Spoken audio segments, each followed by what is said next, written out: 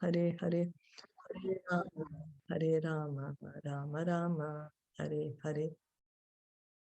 We'll continue reading from Srimad Bhagavatam. We are on Canto 3, Chapter 27, Text 30. Yadana yogo pachista suchito maya susiddhasya visajjate anga ananya hetus athame gatihi syad atayantiki yatra namrityo hasaha. Translation and purport by His Divine Grace, A.C. Bhaktivedanta Swami Srila Prabhupada. When a perfect yogi's attention is no longer attracted to the byproducts of mystic powers, which are manifestations of the external energy, his progress towards me becomes unlimited, and thus the power of death cannot overcome him.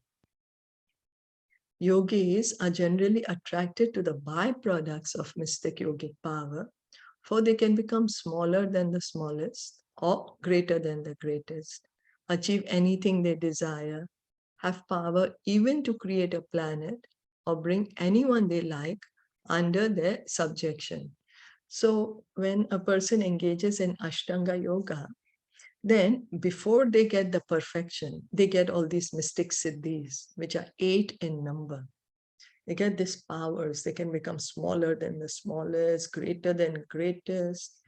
They can take some things from very far away also, from very far away. Like when Prabhupada, he was, I think, in Calcutta, then a person came to meet him. And at that time, so he asked Prabhupada, what fruit do you like? So Prabhupada told him anar, pomegranate. At that time, there was no anar in India. So this yogi, he reached out his hand and offered anar to Srila Prabhupada. He said he's gotten it from Afghanistan. So there are yogis like that. They can, how does it sound? Oh, we can get something so much from so far away, we can just pick it up. How does that sound like? Does that sound good? Magical. Because, Magical. yeah, because I remember there came one sadhu in Taiwan also, and he just gave everybody lockets, like he just got it and he gave everybody by his siddhi. Oh, really? Yeah, I happened to see that, You happen to be and there. yeah, I was part of it. Yeah, but Would you then like to share?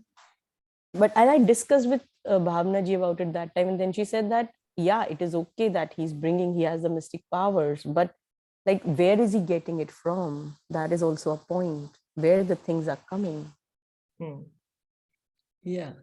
Yeah. So what happens is these yogis have these powers, but these powers are material. Yogis who have incomplete information of the result of devotional service are attracted by these powers, but these powers are material. They have nothing to do with spiritual progress. You see, because a yogi, he begins to do this yoga practice and he suddenly gets these powers. Then some of the yogis, they get so attached to the powers because imagine, or you can get anything from anywhere. You can control a certain group of people, or you can become smaller than smallest, larger than largest, because we all want to become God anyway. So these powers make us feel more like God, right? So someone may get carried away by this and may stop their yoga process without understanding that he needs to continue with the yoga, because the goal of yoga is to fix the mind on Paramatma, to see the Paramatma in the heart. So as other material powers are created by the material energy, mystic powers are also material. A perfect yogi's mind is not attracted by any material power, but is simply attracted by unalloyed devotional service, unalloyed service to the Supreme Lord. So you see what happens. These powers are one of the ways of material energy to check what is our intention. Is our intention really to go to Krishna? Are we sincere that we want to revive our love for Krishna? Or Is it that we are still looking for this control, looking for ownership, looking for being the enjoyer? So material nature, she tests us also in this way, that, if we get diverted, that means this is what we wanted, not sincere enough then. So this is how she keeps us still in the material world. Now, a pure devotee. Sorry. Yeah, and I think like the yogis do it, some of them, is to attract, to get more devotees, to attract, gain attraction, that, yeah, see that I can do all this. Yeah. Right. To attract the common man, right? Yes. Yeah. Because it makes a person feel more powerful, no? Oh, I have something that you don't have. So something more like God. Yeah, it's true. So now, pure devotee, he's not interested in any of this mystic powers. A pure devotee may have such powers, but he may not utilize them. He does not care whether he has the powers or no. For him, he is his whole being, his whole consciousness is, I want to engage in the service of the Lord. For example, there was one disciple of Shyamananda Prabhu. Shyamananda Prabhu was there just after Lord Chaitanya Mahaprabhu. So he was at the time when Jiva Goswami was still there in Vrindavan, and Shyamananda Prabhu, Narottam Das Thakur, and Sri Nivas Acharya. They were very good friends, and they were all studying under Jiva Goswami. This was Lord Chaitanya had just already left the world. So it would be about 400 years ago, somewhere there. And so Shyamananda Prabhu had a disciple called Rasikananda. Now, Rasikananda, he had this mystic powers. He's a pure devotee of the Lord. He had this mystic powers. He could even, chant to the tigers. There was one time where he was sitting by the bank of the river, and he was sitting on a stone. And somebody came and told him that, oh, there is this great yogi come. This yogi has come and he has so many powers. So Rasikananda said, oh, really? Okay, I'm going to go see the yogi. And he flew on the stone that he was sitting on. So some devotees may have such powers, but they are not attached to having these powers. They don't care if they have the powers or no. Their consciousness is, I want to engage in the service of the Lord. That is a pure devotee. For a devotee, the process of merging into the Brahman effulgence is considered to be hellish, and the yogic power, or the preliminary perfection of yogic power, to be able to control the senses, is automatically achieved. So why does a devotee, for him, why does he not want to merge into the Brahman effulgence? Why does a devotee think it's hellish? It is such a high standard. I mean, it's beyond the material world. It is on the platform. It's the Brahman, it's the Brahma Jyoti, but a devotee still does not want that, to just sit in the Brahma Jyoti. Why is that? Because he'll still fall back, right? Fall down to the material world after so many number of years. Yes. And more importantly, because he will not serve Krishna there. That's right. There is no service there. That's right. Yeah. A devotee, he just wants to serve Krishna. That is the original position of every living entity. Yeah. So because he can't see Krishna there, Krishna is not there. Devotee wants to be with Krishna. So there's no Krishna personally there in the Brahma Jyoti, so he does not want. And the yogic power of being able to control the senses is automatically achieved. Why is that? privilege to be able to control the senses. The devotee already has the power to automatically control the senses. Why is that?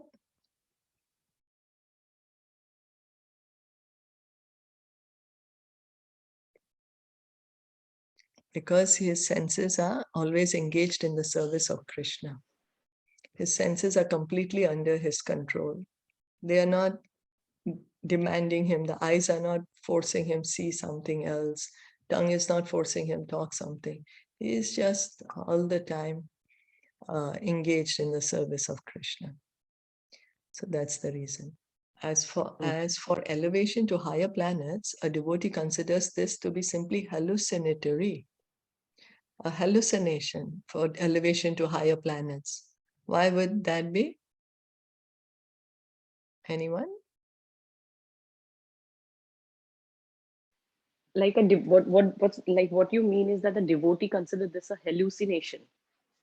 Yeah, that's what's written here. Prabhupada is written in the purport that, because many people want to go to higher planets. They want to go to Swargalok, they want to go to Maharlok, Janalok, Tapalok. But a devotee says this is just hallucinatory. Well, maybe not Mahajana Tapas, but maybe like Swargalok. People want to go because up to you're Swargalok. not getting to serve Krishna. Yeah, because he won't be with Krishna there. You won't be with Krishna, you won't engage. Yes, that's right. But now, does it mean that there are no devotees in the higher planets? There are, because that's what they desire. That's Yeah. their desire. They're given the place according to their desire. Yeah, that's right. There is also hearing and chanting in the higher planets. There are also devotees there. But a pure devotee, he does not want to go to the higher planets. He knows it's still in the material world. He just wants, as you all rightly said, he wants to be with Krishna. He wants to serve Krishna. That's what his consciousness is already evolved. So then he's not considered a devotee, no? But still you call him a devotee? I'm just wondering. Pure devotee, okay. Yeah, pure devotee. He's on the perfect platform, which is the original platform of every living entity. Yeah, that is our, that is the original platform of every living entity. As Prabhupada said, consciousness means Krishna consciousness. But because we have forgotten, we say Krishna consciousness, pure consciousness, like that, because right now our consciousness has become contaminated. But otherwise, consciousness means Krishna consciousness. Prabhupada said that. So means everyone is supposed to be a devotee. But now we have forgotten that, and we are trying to imitate the Lord. So a devotee's attention is concentrated only upon the eternal loving service of the Lord, and therefore the power of death has no influence over him.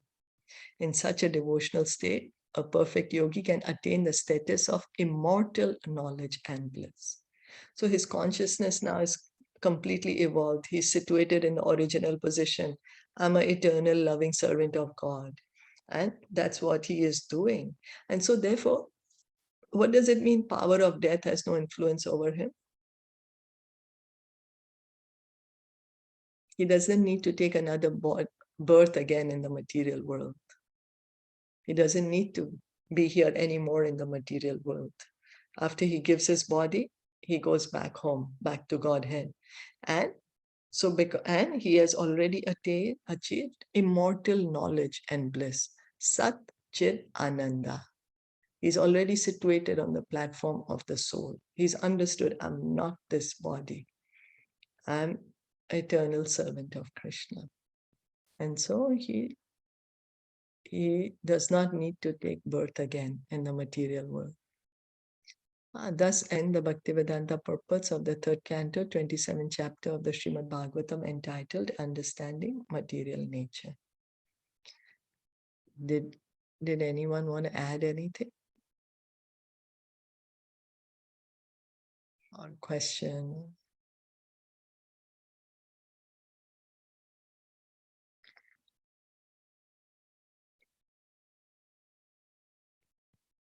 Then we'll see what the next chapter is. Chapter 28, Kapila's instructions on the execution of devotional service.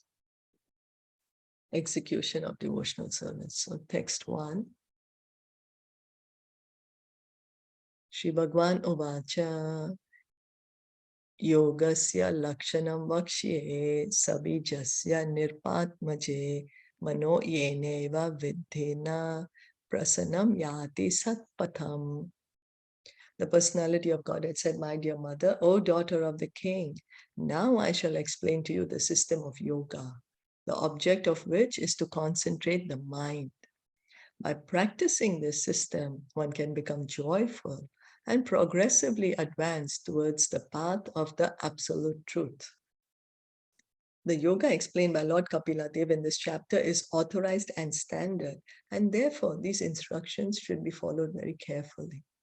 To begin, the Lord says that by yoga practice, one can make progress towards understanding the absolute truth, the Supreme Personality of Godhead. So what has happened is, we are thinking we are the body. We are going on one life after another life, just going and thinking we are the body. No care about anything else. Our whole consciousness, energy, everything is, I'm this body and I'm going to make myself as comfortable as I can. And everything that I see around me is for my pleasure. So we are going about like this. But the Lord, He's kind. He says, these living entities, they are an illusion. They've forgotten who they truly are. And He wants us to come back home to Him, to be situated in our original position. And so He comes Himself, or He sends His authorized representative.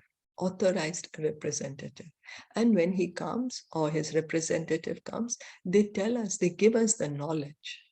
They give us the true knowledge by which we can go back to Him, to understand the absolute truth, the Supreme Personality of Godhead. In the previous chapter, it has been clearly stated that the desired result of yoga is not to achieve some wonderful mystic power. One should not be at all attracted by such mystic power, but should attain progressive realization on the path of understanding the Supreme Personality of Godhead. So just now we discussed that even if we have this mystic power, but there's no Krishna. What's the result of this mystic power? Then again we die, and then the next body we could be a tiger. Then what happened to all the mystic yoga? It's gone already then. If we are in the body of a tiger, then what to do? And we still are continuing our journey in this material world. We still didn't go back home to be in our original place. So one should attain progressive realization. So we should progress towards this path, that I want to have knowledge of God, of the absolute truth. We may not be able to understand everything immediately. That's all right. At least we should endeavor. We should endeavor, be progressive in this path of self-realization. This is also confirmed in Bhagavad Gita, which states in the last verse of the 6th chapter that the greatest yogi is he who constantly thinks of Krishna within himself, or he who is Krishna conscious. So Krishna says in Bhagavad Gita, chapter 6, text 47 or 49. Anyway, it's the last verse. I can't remember, is it 47 or 49? He says, Yoginam api sarvesham. 47. 47? Okay, thank you. Thank you. So he says, Yoginam api sarvesham mad gate nantaratmana. That Yoginam api sarvesham, the best of the yogis. The best of the yogis is who's always thinking of me, who's abiding by me. Krishna says, this is my opinion. So there might be different types of yogis. Gyan yogi, there might be Ashtanga yogi, and there is the Bhakta. So the Bhakta is the one who's always concentrated his mind on Krishna. And Krishna is saying that he is the greatest yogi. Is the greatest yogi, who's Krishna conscious, who thinks of Krishna within himself. Mat gate nantaratmana.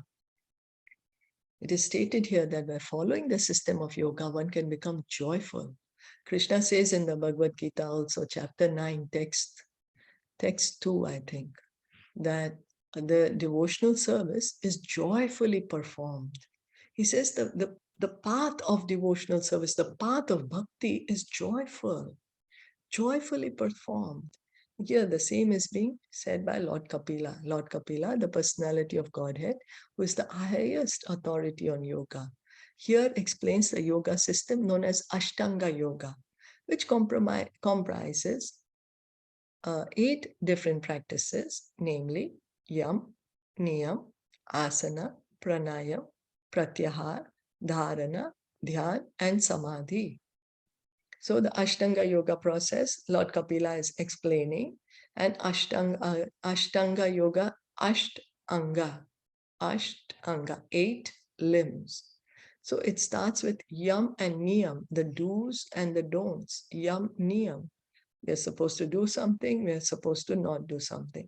Asan, the seat. The seat has to be chosen correctly. Pranayam. Pranayam is the breathing. Why? Because a yogi needs a long life. He needs a very long life to finish his process in the same body. So he does the pranayam so he can get a long life. Pratyahar. Pratyahar, I think pratyahar is control of senses and mind. I can't remember properly. And dharana, dhyana, and samadhi. These are stages of fixing the mind on the Supreme Lord. Samadhi means just meditating on the Supreme Lord, the lotus feet of the Supreme Lord. By all these stages of practice, one must realize Lord Vishnu, who is the target of all yoga. They are so-called yoga practices in which one concentrates the mind on voidness or on the impersonal. But this is not approved by the authorized yoga system as explained by Kapila Dev. So Lord Kapila Dev, he's speaking about Ashtanga Yoga, and he's not saying that the samadhi should be on something zero or something or on nothing. No, he's saying the samadhi has to be on the Lord. One must realize Lord Vishnu. That is the goal of Ashtanga Yoga. Ashtanga Yoga is, even Patanjali explains that the target of all yoga is Vishnu. So Patanjali, he was also the one who propounded the Yoga Sutras. He also says that a person does yoga, why? Because to understand Lord Vishnu, to fix the mind on Lord Vishnu. Ashtanga Yoga is therefore part of Vaishnava practice because its ultimate goal is realization of Vishnu. The achievement of success in yoga is not acquisition of mystic power, which is condemned in the previous chapter, but rather freedom from all material designations and situation in one's constitutional position.